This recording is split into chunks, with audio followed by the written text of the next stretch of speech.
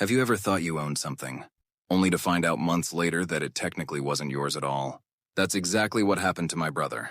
He drove off the lot in his dream car, proud, excited, and ready to finally have some independence. But just a few weeks later, that dream car turned into a legal and financial nightmare, involving a totaled vehicle, a dealership calling him a fraud, and an insurance company demanding money for a car that didn't even exist anymore. This story gets messy, fast. A few months ago, my brother finally decided it was time to upgrade his old beater. He'd been working hard, saving up, and he had $4,000 ready for a down payment. The plan was simple: put the $4,000 down, finance the rest through the dealership, and start fresh with a reliable car. Everything went smoothly, or so we thought. At the dealership, the salesman treated him like a king.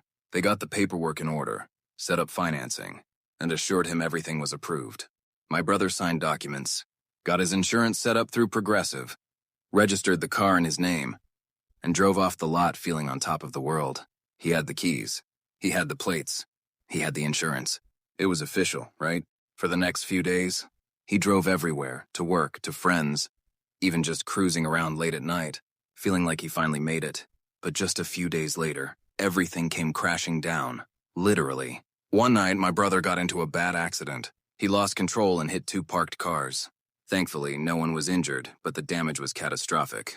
His car was completely totaled, and so were the two cars he hit. Progressive came in, assessed the situation, and declared all three cars totaled. It was stressful, but he figured, okay, it's insured, right? That's what insurance is for. He'd pay his deductible, maybe face a higher premium, but ultimately this would get resolved. Or so he thought. Not long after the accident, the dealership called. Their tone wasn't friendly this time. They told my brother that the financing on his car had never actually gone through. When they contacted his employer to verify income, they were informed that he had been let go. He had an on-call job and didn't even realize he'd been officially laid off. Because of that, the loan company declined the financing. Here's the kicker. They were now claiming the entire deal was void. According to them, because the financing never went through, the car technically still belonged to the dealership. They even accused my brother of fraud, saying he misrepresented his employment. Just like that, everything he thought he owned wasn't his anymore.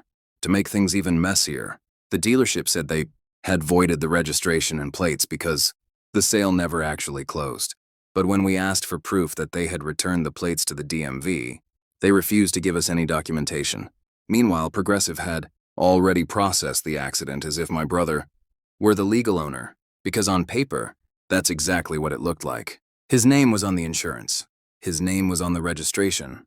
The accident report listed him as the owner. But now the dealership was saying, that wasn't your car. The loan was never approved. It's ours. Then came the second blow. Progressive started billing my brother for monthly premiums on the totaled car for months after the accident. We called them thinking it was a mistake. After all, once a car is declared totaled, shouldn't the insurance policy end automatically?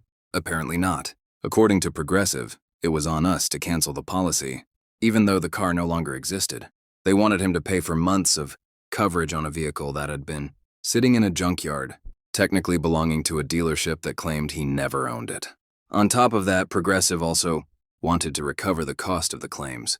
They paid out for the two parked cars he hit, and the dealership was making noise about him being responsible for the damage to their car, since he was driving it without valid financing. We quickly realized this situation was a tangled mess of contracts, ownership disputes, and insurance technicalities. My brother was caught in a gray area where both the dealership and the insurance company were pointing fingers at him. The dealership said the sale was void. The insurance company said it wasn't their problem. The DMV had no record of plates being returned. And meanwhile, bills and letters kept piling up. This experience taught us something huge. Just because you drive off the lot doesn't mean the deal is truly final. Financing can still fall through. Paperwork can be reversed. And if something happens in that tiny window of time, you could end up in legal and financial purgatory. My brother is now working with a lawyer to sort everything out. But this whole ordeal has been terrifying and expensive.